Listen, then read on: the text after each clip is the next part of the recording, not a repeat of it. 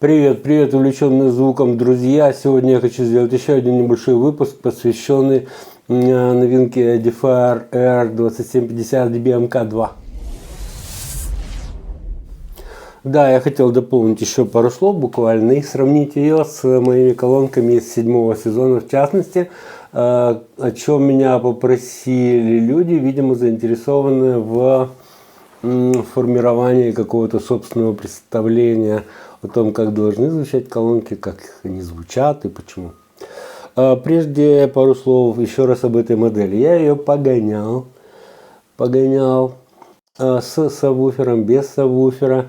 Очень огорчительно было читать о том, что кто-то сокрушался, что низ подрезается колонок при подключении сабвуфера, полагая, что это теряет в качестве звучания. Но на самом деле это не так. Конечно, не подрезая этот самый низ, мы создаем конфликтную зону совместного звучания басового динамика, резонатора, фазоинвертора и сабвуфера, и этим как бы заметно вредим общему результату. Еще одно замечание было от пользователей о том, что все очень плохо, потому что фазоинвертор направлен назад, и ее нельзя придвинуть вплотную к стенке. Должен возразить, что к стенке вплотную ее и так нельзя придвинуть, потому что там разъемчики сзади, которые так или иначе занимают какое-то пространство. Кроме того, колонки нужно довернуть на себя, а не ставить параллельно стенке. Это довольно категоричное требование, если вы уже говорите о качестве звучания, о диаграмме направленности, которая у высокочастотных динамиков не широкая, ее надо беречь как зеницу ока. Короче говоря, чем лучше вы подготовите пространство для прослушивания, эту самую зону прослушивания, тем качественнее звук вы получите. Поэтому подумайте, как вам лучше организовать эту установку этих колонок. Что же касается звука при установке вплотную к стене, прям вплотную, конечно, нарушается работа фазоинвертора, то есть резонатора, который формирует баланс в нижнем регистре. Но это должно быть расстояние до стенки, соизмеримое с размерами фазоинвертора. А там, по-моему, 4 сантиметра диаметром, вот такое отверстие. И для того, чтобы заметно повлиять на его настройку, причем в единицах процентов всего лишь, ее нужно вплотную придвинуть, не знаю как, но буквально вот так. Это не резонно, невозможно, и главное, не вносит таких прям сильных проблем. С другой стороны, проблему вносит, причем очень серьезную, размещение колонок вблизи углов комнаты или даже стен комнаты. Это все очень сильно влияет на формирование того самого басового регистра звучания, вот этих формирования комнатных мод, вот этих стояков басовых, которые есть, появление гудения, разные неприятные призвуки при этом возникают. Поэтому с этим придется побороться в первую очередь, и вы забудете о том, что колонку нельзя или можно придвинуть к стене. Размещение фазоинвертора на корпусе акустической системы практически не играет никакой роли. С одной стороны, там должно соблюдаться расстояние между фронтальной и тыльной поверхностью диффузора через вот этот фазоинвертор, такое себе акустическое замыкание на определенной частоте. Но это без вас все сделают конструкторы, вы не переживайте за это. Звук на басах не направленный, поэтому где бы вы его ни расположили, этот фазоинвертор, звучание будет одинаковым. Там еще есть некоторые нюансы, там для двухполосных систем через фазоинвертор вырубаются еще и так вредные призвуки, сформированные тыльной частью диффузора мидбаса, там еще какие-то штуки-дрюки. Но сегодня мы с вами говорим о трехполоске, о конкретно этой трехполоске с фазиком сзади. И вот так рекомендую просто принять как есть. Также люди писали странные замечания, почему я не показываю содержание колонки, то есть не развинчиваю ее и не объясняю схемы, которые там использованы. В видео я сказал, что схемы мне Edifier отказывается предоставлять. Кто-то, похоже, слил их базу схемы, они разозлились просто тупо на всех, и даже сервис-центрам не дают эти схемы. С другой стороны, ремонтопригодность этих плат достаточно низкая. и ее проще заменить вот, чисто по деньгам просто. Вот, вы можете обратиться к представителю Edifier в своей стране, если вы живете в нормальной стране, и они вам с удовольствием поставят новую плату, понимаете? Если по гарантии, то вообще бесплатно. А чинить что-то там нет. Также люди, видимо, впечатлены какими-то дебильными видео из Китая, там, где человек распиливает колонки всячески, там весело разбирает, все кишочки показывает вам. Вы что, ребенок, вам это надо. Или человек пишет, ему надо показать плату, чтобы он оценил качество разводки. Вы хотите многослойную PCB под SMD компоненты на глаз оценить? Или что? Зачем? Вы хотите посоревноваться с фабрикой по разводке, оптимизации разводки? У вас будут какие-то идеи вот на глаз гляну, вот эта дорожка не туда пошла. Вот так вот, да? Нет, это не ко мне, это не на этом канале, это где-то в других местах. И вату сюда тоже не надо напихивать. Вату не размещают. Это у вас 90 была вата. Сейчас размещают синтепон, и причем при определенном потребности для резонатора данного. Иногда он вообще не нужен. Вот, вообще. То есть он выполняет определенные функции. Но этих же функций этих опций можно достичь без применения этого самого синтепона. Там еще в автоаудио, понятно, там от дребезга, там еще от чего-то, каким-то этим, как называется, покрытием на битуме, да, покрывают. Я сам покрывал, мне так нравилось. Большие сабвуферы, которые я реально разнести могло. Да, а в этих бытовых колоночках маленьких оно не о чем. То есть это даже не бытовая колоночка, еще раз, это мультимедиа. Что, собственно, я хотел сегодня вам представить, сравнить. Это со своей вот этой вот колонкой. Ну, сейчас, секунду, я еще одну вещь хотел, на мой взгляд, очень важную сказать. О том, что при работе с сабвуфером другие колонки Edifier, в частности 2700, 2730, 50, 2850, люди говорили, что низкий выход сигнала на выход для подключения активного сабвуфера, и им недостаточно. Я даже одному человеку посоветовал, или не одному, не помню, чтобы он купил линейный усилитель, на AliExpress есть, питание можно сделать от USB, но это, конечно, определенная заморочка, возня определенная. Но если у человека есть голова на плечах и руки настроены на ручные труды, то он может получить весьма заметные эффекты, приятные, нужные, главное. Короче, в самом деле, я встречался с ситуацией, когда выход на сабвуфер, имея слишком маленький уровень, не раскачивает должным образом саб.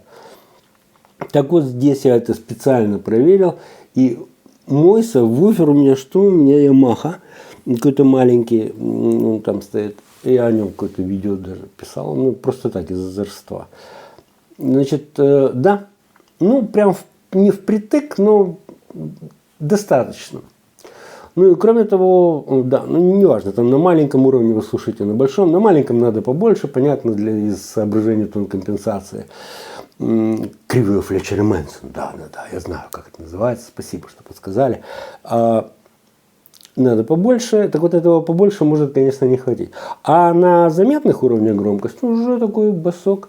Но копают они реально глубоко, реально глубоко. Я вам сейчас покажу, как они в сравнении с этими моими колонками. Напомню, это некий 7-й сезон. Колонки выполнены на 10-дюймовом басовом динамике монокор с текстильным подвесом и коротким ходом, но большой площадью, за счет чего он, собственно, развивает звуковое давление на уверенном ему диапазоне. А диапазон не так уж и низок. Я сейчас покажу вам кривые импедансы от этой и этой колонки, для того, чтобы вы сравнили. Вот перед вами кривая импеданса Edifier 2750, а вот кривая импеданса моего 7-го сезона. Давайте сложим эти кривые и сравним их, причем я уже предвижу результат. Да, как в воду глядел. Вот моя система на 10-дюймовом динамике с тюнингом, с настройкой на 50 примерно Гц. А вот перед вами с настройкой примерно, не знаю, на 35, возможно, Гц. Правда, немножко перекривленные два этих горба, то есть настройка вытянута. Но они знали, на что шли. С помощью триампинга, раздельного усиления, в том числе для басового динамика, они вытянули линейную АЧХ в этом тракте. Но по факту Edifier, маленький Edifier, настроен ниже, чем мой большой 7-й сезон. Так вот, на середине у нас стоит купольный динамик 3-дюймовый Tank-Band и сверху ленточный твиттер Phone-Tech. Здесь же динамики, вы знаете, я вам называл, кто-то там радовался, что здесь аж 4,5 дюйма. Да это было бы неплохо, конечно, это позволит более уверенно воспроизвести нижнюю часть уверенного ему диапазона, но длинный ход, за счет, который тут, ну, как бы ни к селу, ни к городу, на мой взгляд, но он не помогает, он увеличивает инерционность подвижной системы и, скажем так, скорострельность вот этого самого чувствительного динамичка, на мой взгляд, ухудшает. Но, однако, где я, где DFR, это фабрика, а я как бы кустарь, ну, правда, профессионал, но мне не было поручено проектирование и расчета этой системы. Ну, вот. По звучанию этой модели, значит, я перебрал все режимы, которые возможны, только пользовался этим приложением DFR Con X. Да, мне оно, конечно, лично мне оно не нужно было бы, я бы просто слушал музыку, пришел, включил, выключил, ушел. Вот в таком где-то режиме. Да, размещение громкости, ну, управление сзади колонки тоже кто-то возмущался. Дорогие друзья, есть пультик, где он тут есть? Пультик, да? Он, это не просто так, это для того, чтобы именно это делать, именно спереди, вообще находясь в коридоре даже. Поэтому я считаю размещение на передней панели, на фасаде вот этих всех крутилочек, ну, довольно дурным делом. Ну, на мой взгляд, опять же, нечего там крутить, опять же. То есть, если вы настроены постоянно что-то крутить, то это нужно приобрести какую-то другую технику, я не знаю, там много этих ручек, еще и лампочек, чтобы было больше. Как-то так. Ну, короче, я не разделяю этой критики, этой рекламации. А что же я разделяю? Я разделяю то, что мне такая колонка не нужна. То есть я сторонник раздельных сетапов. Вот там колонки отдельно, это отдельно. Ну, это может уже рудимент, может это уже никому не нужно. Но мне оно как-то ближе. Сейчас я буду сравнивать эти две колоночки, включу вам звуки барабанов, потому что на них, вот опять же, многие любят вслушиваться, сравнивать. Хочу напомнить, что моя колонка из 7-го сезона заточена под то, что работать с сабвуфером. Поэтому затюнена она, то есть фазоинвертор настроен довольно высоко, что я уже показал. И без саба это звучит, ну, не так, скажем, массивно, как с сабом. Он, кстати, выключен, да. То есть сейчас включу, оно запоет, и вы скажете ого-го. Да. А вот это, конечно, и без саба хорошо поет, но с сабом для таких басофилов, как я, конечно, еще лучше она поет. Но вот по звуку, не знаю, как вы, сейчас попробую вам. Я на один микрофон запишу все вот это вот. И ту, и другую колонку, и переключаться между ними я буду с помощью вот этой нехитрой коробочки. Вот на 5-м канале, вот лампочку, видите? Я надеюсь, там должно быть видно. Это вот эта колонка. А на 1-м канале вот так вот эта колонка. Без сабвуфера. Сабвуфер я включать не буду по той причине, что если вы будете слушать на контроле, который копает не так глубоко, как сабвуфер, то вы просто ничего не услышите и не поймете, о чем речь. Поэтому, чтобы не вводить вас в заблуждение, я сабвуфер вообще не буду включать. Просто поверьте, что он доваривает здесь октаву конкретно, а здесь пол-октавы, ну, грубо тогда. То есть, даже он, может быть, не доваривает по глубине, потому что он сам выполнен на динамичке таком 8 дюймов, это 7 дюймов, то есть, как бы не очень. Но настройка там, конечно, другая совсем.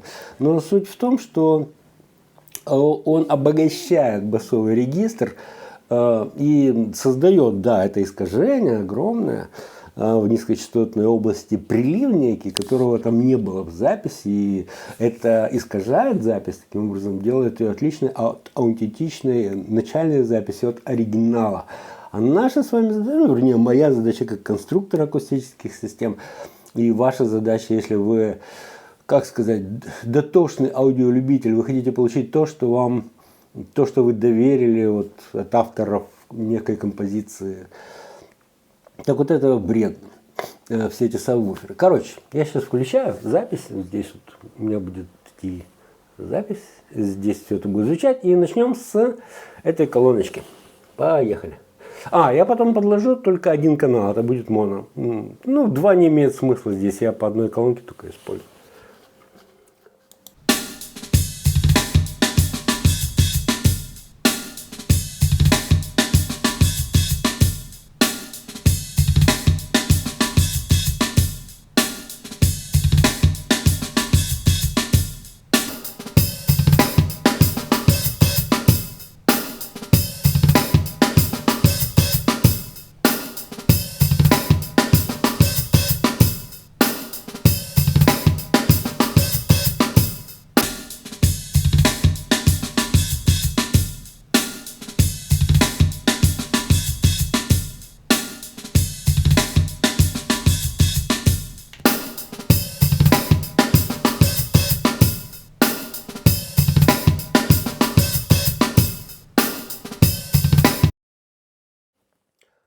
Вот таким вот образом. На первый взгляд звона здесь больше, но вопрос, есть ли он в оригинальном файле, в оригинальном материале. Вот на это я бы хотел вас попросить обратить внимание. Что ж, сейчас я дам вам тогда сравнение между ними на моем стандартном наборе треков. В старом, может быть, вы там найдете еще что-нибудь для себя. Вообще, этот выпуск посвящен, конечно, этой системе, но для понимания ее организации, работы, ее ценности я позволил себе сравнить ее с более громоздкой, как вы видите, системой, однако выполненной по тому же концепту, однако на пассивных разделительных фильтрах. Да, там был еще нелепый вопрос о том, что на сайте Edify написано 4 микросхемы использовано, а 3 динамика, ну в сумме 6 динамиков. Что ж такое, а где еще 2? Но мне этот вопрос кажется настолько нелепым, что я здесь комментировать его не буду. Я там человеку ответил из вежливости чисто. Но если признаться, я рассчитывал на людей со средним образованием, как минимум, и с пониманием организации электронных трактов вообще в принципе, как без деталей каких-то. За этим прощаюсь. Auf Wiedersehen. Может быть, я позволю себе сравнить еще, допустим, с 6-м сезоном своей модели, то модель, если вам это интересно.